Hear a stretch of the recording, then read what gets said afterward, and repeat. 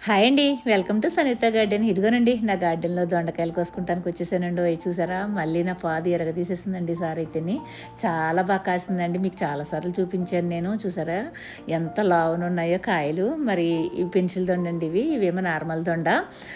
చాలా బాగా కాస్తుందండి. మరి వర్షాలు ఒకటి పడ్డాయేమో చాలా బాగా మరి కాయ అయితే బాగా వస్తుందండి. ఎందుకంటే రోజు నేను హార్వెస్ట్ చేయవలసి వస్తుంది ఇదైతేని.